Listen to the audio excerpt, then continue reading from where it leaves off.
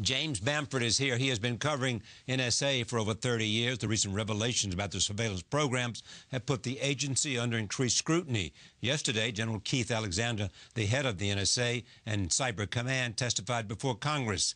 James Bamford's profile of General Alexander is on the cover of the July issue of Wired magazine. It portrays a man concerned about the threats emanating from cyberspace and says that the NSA's surveillance programs are only the beginning.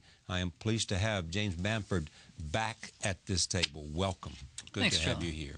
Being here. There is much to talk about, but just give me your sense of where the question is today about NSA and these surveillance programs. We'll get to Snowden later. Well, the impression that the American public had for quite a while was that everything was under control and that the abuses of the Bush administration were long gone. And what appears to come about with these new revelations is that they didn't go away. They were just stamped legal and continued. And enhanced, even increased, or not? Exactly. Some of them or not. I don't know. I'm asking. Some of them some were people increased. have suggested that there were even more and it was more intensive. Well, this went beyond what Bush did in some respects. Bush did it sort of on a isolated basis on going after a number of people, but this is wholesale now. They've got the apparently, if they're tapping into the 9 major internet companies, that's more than what Bush was doing. Okay. Here's what you wrote. As someone who has written many books and articles about the agency, I have seldom seen the NSA in such a state. Like the night prowler with a bag of stolen goods suddenly caught in a powerful clique light, it now finds itself under the glare of nonstop press coverage. What will be the end result of all this? Well, it's hard to say right now. Will it change NSA? No, I don't think there's a big sense in Congress to change anything, and I think this isn't during the Church Committee back in the 70s when everybody did want to change and they wanted to correct it.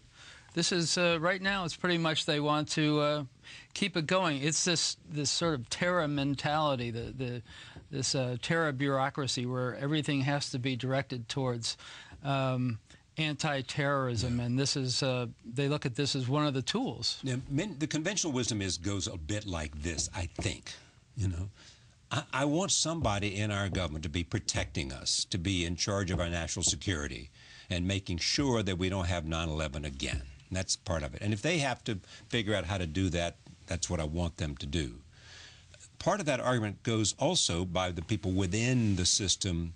We're not listening in on phone conversations. We're just looking at who's making what call to whom. And we've got certain kinds of calls that we want to make sure we know about. And if this person, who we know bad things about, is connected to this person, we want to know that. Well, fine. Then put a bill through Congress and saying that this is what we want to do, and let's have a democratic vote on it. That's what they did in England. England, they wanted to do the same thing. They wanted to have the government read the metadata, have the government get the ISPs to store all this data, and they put a bill through Parliament. And guess what? It got voted down.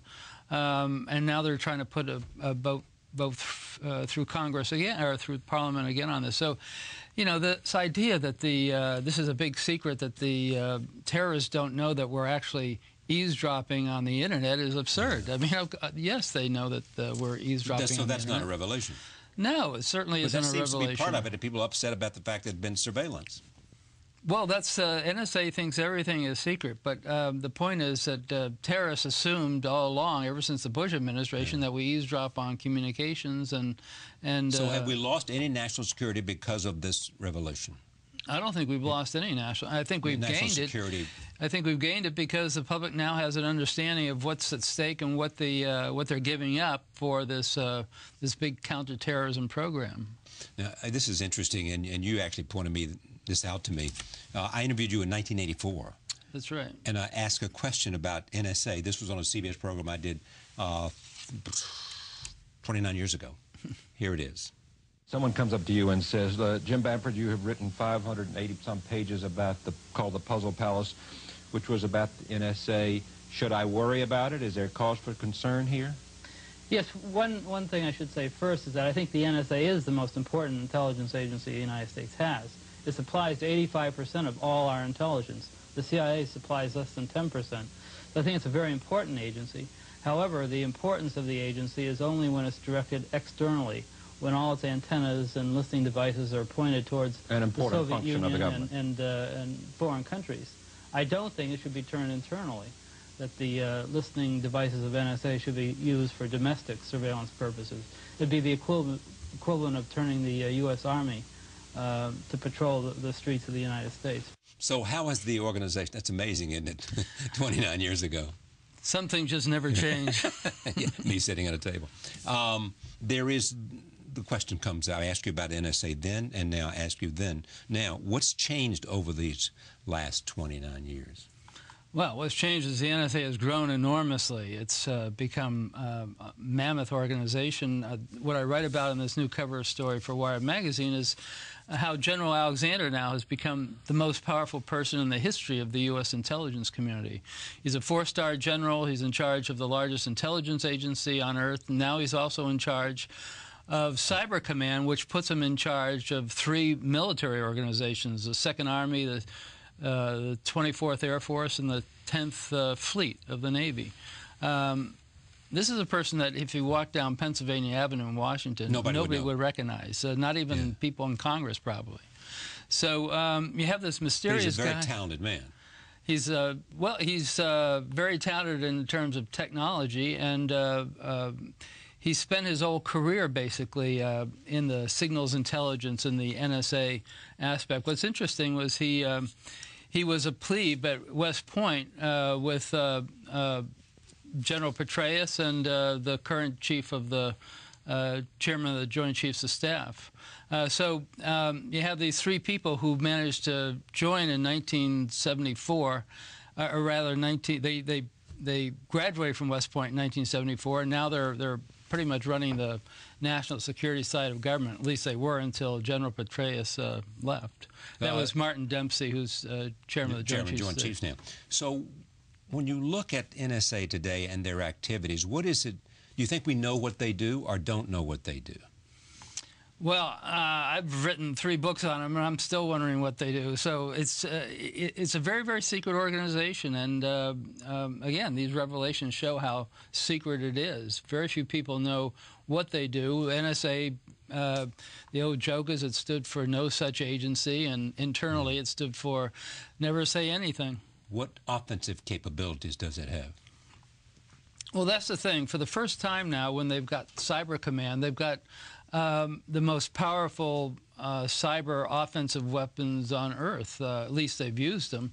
The only ones that have used it it's called cyberkinetic warfare. And what it means is use cyber not just to, say, erase a computer or plant a virus, but to actually destroy something. And so they destroyed these centrifuges in Iran using cyber. And there was a huge dam. It was actually it was the largest dam in Russia that exploded, killed 75 people. And it wasn't cyber warfare, but it was an accidental cyber incident. Some mistaken cyber went to this dam, and because of that, it exploded. And the turbine, which weighs as much as 2 747s, blew up 50 stories in the air and destroyed the whole facility, killed 75 people. So there's a lot of damage that can be done if you manipulate cyber just the right way, because so much of the infrastructure, so much of what goes on today is connected to the internet. When you look at the Stuxnet virus case, what was NSA's role in that? Well, there are 3 groups involved pretty much. NSA's role was to develop the cyber capabilities to exploit what was going on inside there. In other words, map everything, all the cyber activity, map what the computers are all about inside the Iranian nuclear development plant. And the CIA actually developed the warhead that destroyed the centrifuges, and the Israelis helped get the the malware, the viruses, and the cyber warhead, basically, across the gap. The gap is what separates the computers on the inside from the outside world. In other words, you can't send something there over the internet because they had this sort of an air gap, and they were able to get somebody, an Iranian, inside to plant this stuff. Exactly. The FBI chief, Robert Mueller, today testified that programs like the NSA phone surveillance the phone surveillance that they're doing could have given the U.S. the opportunity to prevent the 9/11 attacks. Well, actually, I wrote a whole book about how the U.S. already had the ability to prevent the 9/11 attacks. I did They were communicating with each other. Yeah, they were communicating with each other, and I did a documentary for PBS on this too, where we showed that the NSA was already intercepting two of the terrorists, two of the hijackers. They were listening to their communications. The problem was they never shared it with the FBI. They never shared it with the CIA. They never shared it with the State Department. They didn't communicate with each other. No, but they were picking up the information. So they had, at the time of 9/11, they had enough information. And so every time they have something goes wrong, they say, well, we need more information. So 9/11 couldn't happen today because they fixed the problem of communication between agencies. That's right, yeah. Or because less likely would be a better way to phrase it. Well, if it was the same circumstances, Yeah. NSA would be passing the information now to all the relevant parties, FBI, CIA, the State Department. So now, Mr. Snowden, what do you make of him? Well, it's very strange. First of all, to see a person rise from no formal education, in other words, didn't even graduate from high school, to a position where he's getting, I guess, $125,000 and a nice job in Hawaii working at NSA, and he's only 29. And at the same time, he has access to information across the board. He had information sort of over the wall at Cyber Command. He had, because that was one of the documents he released. He had information that's largely in the General Counsel's office, which is the order from the Foreign Intelligence Surveillance Court, and then he had the slides from the operational side, the signals intelligence side, which he probably would have logically had access to. But then he could not only gather that, but somehow get that out of the NSA without anybody knowing it. It's quite extraordinary. How many people are there like him that have that kind of access? Well, there's a great many, because what happened was that before 9/11, the policy was that we keep everything very secret. You're working on a project, and I don't know what it is, and I'm working on a project, and you don't know what I'm working on. But because of 9/11, and this whole idea that we had 9/11 because nobody shared anything, then that policy changed, where now I know what you're working on, and you know what I'm working on, and that's across the intelligence community to largest extent. So now that we can share things, and that's one of the dangers that happens when everybody is sharing everything and everybody has access to everybody else's information, is that if you have a spy in the organization, then it's really, really bad. I mean, I'm not saying he was a spy. I'm just saying by people having access across the board, you run the risk that somebody, if they take out the information, they've got a lot more than you expect that they'll have. You know, we'll talk about the cyber industrial complex, this idea of many defense contractors who are in this game now. It's a very important. People talk about it may be the next phase of warfare, you know, in the world. I mean, give me a sense of that, the complex that exists there in the cyber warfare game. Well, NSA is a huge facility. It's a whole city out in Fort Meade, and now they're expanding it by a third. They're building, I think, 14 new buildings, 10 new parking garages, a new huge supercomputer center, all just for cyber. Now, all the defense contractors that were making lots of money by working on the wars in Iraq and then Afghanistan, the next big thing now is cyber. So they're all building up new cyber buildings. So if you go to NSA, if you're driving down Baltimore-Washington Parkway, and on the right is the big city for NSA hidden behind trees. On the left is another city across the road, and that's where all the contractors are. They have each have these huge buildings. So NSA has an enormous industrial base. And a lot of what people assume NSA does is actually done by contractors. People at companies nobody's ever heard of are sitting there with earphones on, listening, just like the NSA people. Well, Mr. Snowden worked for a contractor, didn't he? Exactly, and that's the way a lot of them do it. And now we have, in this new phase, we have the contractors who are involved in cyber warfare. I write in the article, in the Wired article, about how you can look in these newspapers, these technical newspapers, and there's ads for little companies nobody's ever heard of that are advertising for signal or for computer attack specialists and computer exploitation specialists and so forth, because they're outsourcing the cyber war to the private industry. Are you surprised we haven't seen more disclosures like Snowden? Pretty much, but the point is we have seen a number. There's been, in the last 8 years, we've seen, 7 or 8 years, we've seen 3 to 4 cases like this. I mean, we saw Manning, and we saw the whistleblower when it came to the warrantless eavesdropping, warrantless wiretapping program. So in this small period of time, 7 years, we've seen between 3 and 4 of these incidents. Before that, you have to go back almost to Dan Ellsberg in the 70s to see it. So what you see is more people are being exposed to things they think are questionable in a democracy or questionable in the United States. I interviewed for Wired last year Bill Binney, for example, and he was a senior official. He designed pretty much the whole eavesdropping system. He'd spent 40 years there almost, and he was a senior official, the equivalent, civilian equivalent of a general. And he told me basically the same thing verbally, what Mr. Snowden said. So does what Snowden said compromise U.S. national security? I don't think it does. The fact that the public now knows that the government is gathering all our telephone records on a daily basis, I don't think that compromises our security, and I don't think the fact that he released the fact that the 9 major internet companies are cooperating with the government. The obvious follow-up to that is, does Mr. Snowden know things that could compromise national security? Oh, I'm sure he does. How do we know he's not going to tell those too? Well, we don't. That's the point. Is he likely to? I have no idea. I mean, I know. You think he's talking to other governments? No. Why do you say that?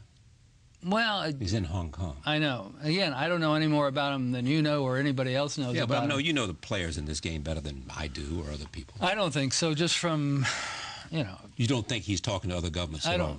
No, I don't think. You think he's a patriot?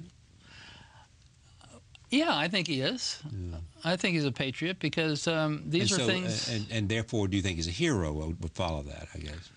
I think he's done something courageous. You know, if you look back at Dan Ellsberg, everybody was blaming Dan Ellsberg back in those days for being a traitor because he gave away all these secret documents about how we got into the war in Iraq. Well, now he's being looked at as a hero, as he should be. War in Vietnam.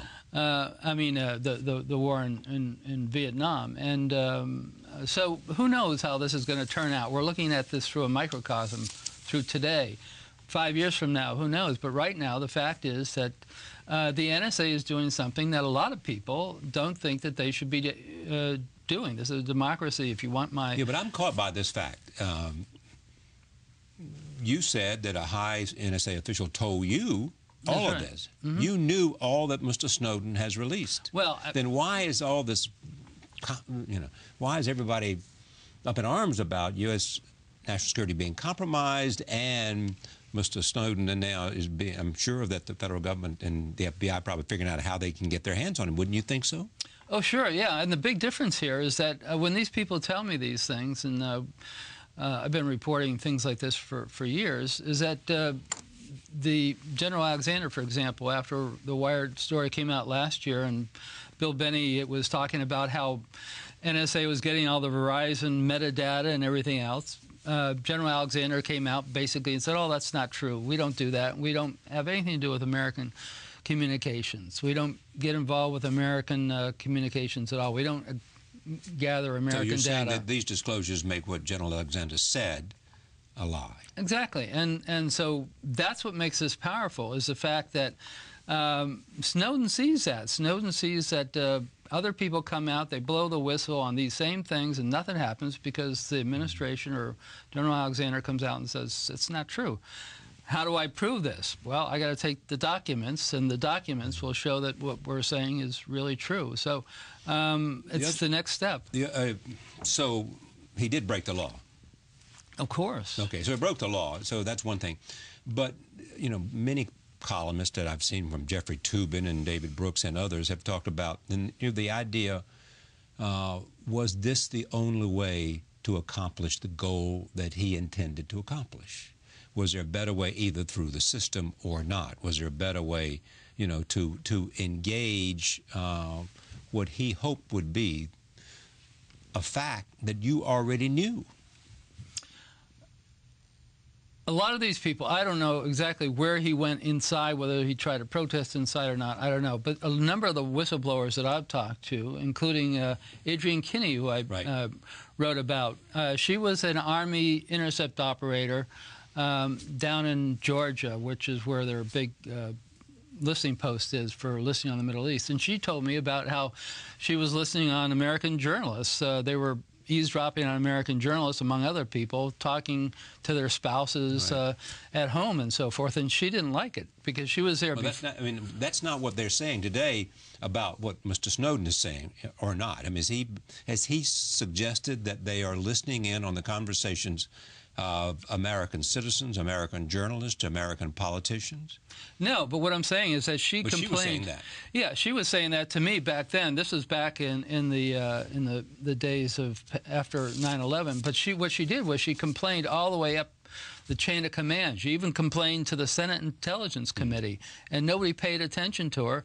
That's the only reason she ended up talking to me, was because nobody paid attention to her. That this was that there's no law allowing her to eavesdrop on American journalists. So a lot of these whistleblowers, and again, I don't know about Mr. Snowden, but the fact is a lot of these whistleblowers do go all through the chain of command and then find out there's still nothing to do. That's why they're whistleblowers. They're blowing the whistle. There's also this. I raised this question last night with some people that you know, and I said, you know, what ought... A lot of people think we need to have a debate about this. Sure. What should the debate... Including the president. Including the president. What should the debate be? Because you spent a great part of your journalistic career looking at this. Well, the debate should Raise the question for me. Well, the question should be, should the NSA have access to every American's phone information on a daily basis? If I pick up the phone and call my grandmother, or somebody picks up their phone and calls their child or whatever, should a record of that be sent immediately to NSA for storage forever? Who knows how long? Even though, okay, then the second question is, should the NSA be able to find out who, if there is someone that they are watching and have reason to believe is engaged in some terrorist activity, should the NSA be able to figure out from the phone companies and the internet providers who that person is phoning or who that person is in contact through any means possible electronically? Well, not through any means possible. They should do it legally, and there are certain rules and regulations about how you do that, and it's very formalized. You know, it worked out fine for many years, and then they decided that they've got to start turning NSA inward on the American public. And if you want to do that, then I'd say have a public debate like they did in England, and let's hear the pros and cons and make a decision. If you need new laws, have new laws. Yeah, I mean, let the debate take place in public, and we never would have even had this discussion if Snowden didn't do his little act there. And now you have the president even saying that we need a debate on this. As I said, other places have had debates. England's debated whether to allow the government access to this type of information. I don't know why a democracy can't make those decisions. Is this the age-old question between security and liberty? I mean, you know, security and liberty. I think it's the key question between security and liberty. Where does liberty end and security begin, and how much liberty do you want to give up for the sake of security? You know, it's very ironic in this country here, where we're talking about going to the extent of getting everybody's communications to maybe find a terrorist here or there, when at the same time anybody can walk into a gun store and buy as many assault weapons as you want. The amount of people that die in terrorist incidents compared to the amount of people that die every year, 50,000 or whatever in gun violence, because we're such a gun-oriented country, is there's almost no comparison, and yet there's very little effort to try to regulate the gun industry and gun control in this country, and there's all this effort to try to find terrorists going into our telephone records and so forth, and you can barely get anybody to vote for gun registration and so forth. There's a disconnect there for some reason. One causes 10,000 times more deaths than the other, and you can't get something as simple as gun registration. The other one, I think there's 23 people that have died in terrorist incidents since 9/11, and there you've got to have everybody's telephone records given up. Thank you, James Bamford. My pleasure. Pleasure. Thanks, Always good to have you back.